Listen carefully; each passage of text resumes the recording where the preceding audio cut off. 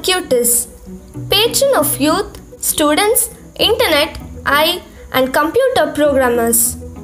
Carlo is a boy of our time, a boy of the internet age, and a model of holiness of the digital age, as Pope Francis presented him in his letter to young people around the world. The computer has become a way of going through the streets of the world like the first disciples of Jesus to bring to hearts and homes the announcement of true peace, that which quenches the thirst for the infinite that inhabits the human heart.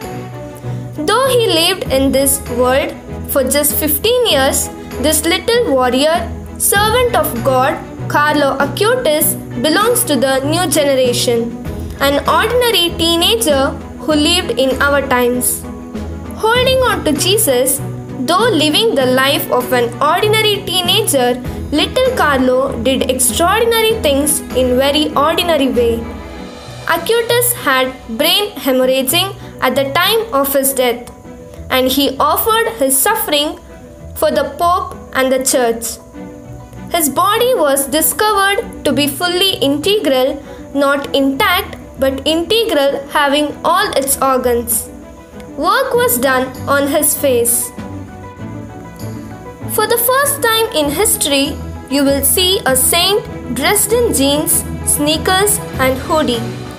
Holiness is not a distant thing, but very much within everyone's reach, because the Lord is for everyone.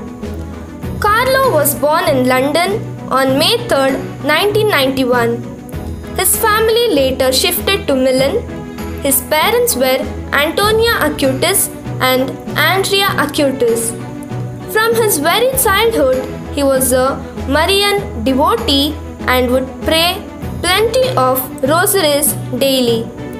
He received his first Holy Communion when he was 7 years old.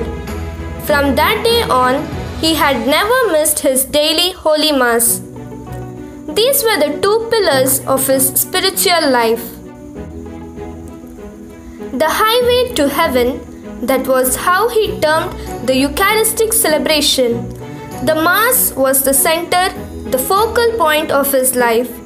The more we receive Holy Communion, the more we become like Jesus, is what Carlo used to say. He would always find some time to worship Jesus in the tabernacle, either before or after the Holy Mass. Madonna. The Madonna is the only woman of my life, he would say. Carlo had a deep love for Mother Mary.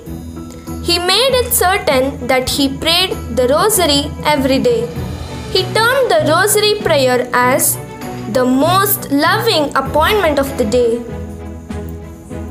Missionary activities of the times, Carlo did not trek hills and mountains or cross deserts in order to become a missionary.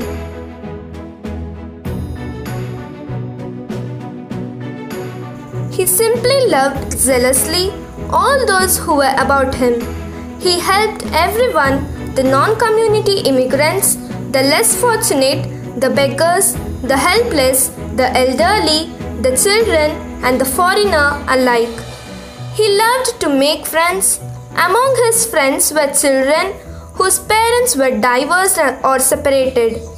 He would invite such children to his house and especially care for them. He was particularly compassionate towards the defenseless. On one occasion, when he found one of his classmates who was disabled being made fun of and insulted by the other boys, he immediately went to the rescue of the powerless boy and saved him from the mockery of his classmates.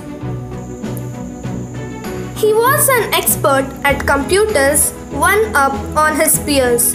He had an amazing ability to understand the secrets of informatics, which are normally accessible only to those who have completed specialized university studies on the subject.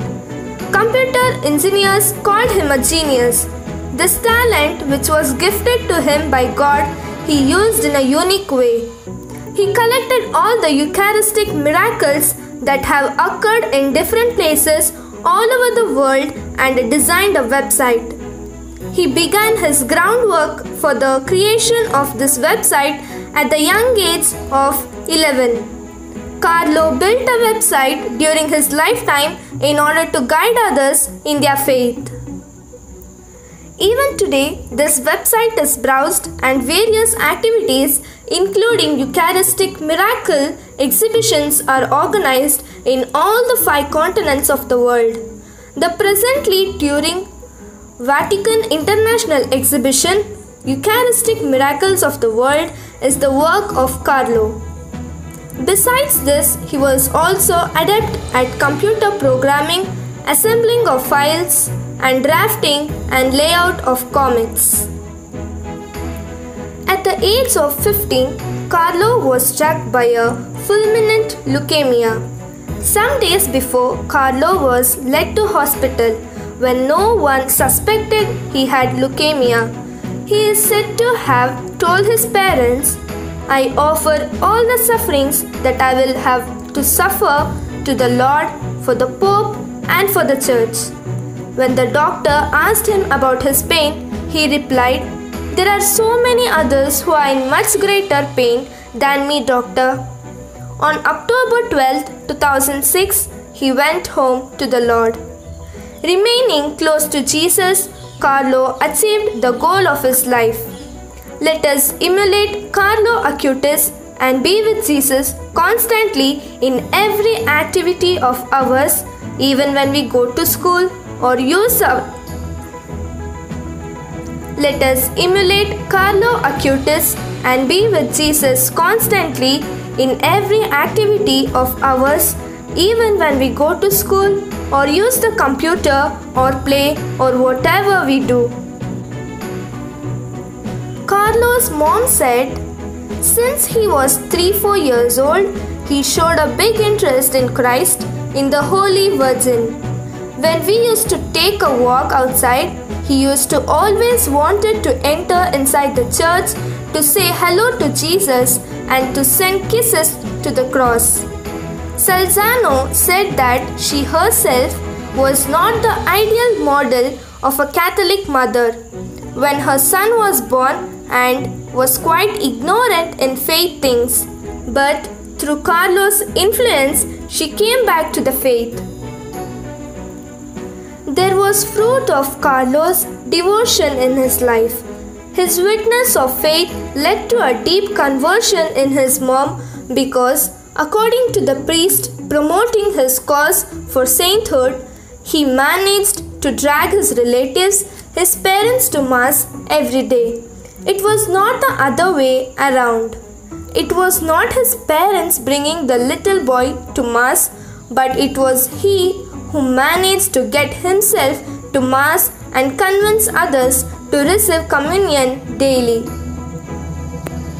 He died of leukemia on 12th October 2006. His mother said that his family had wanted to donate his organs when he died, but were unable to do so because of the leukemia.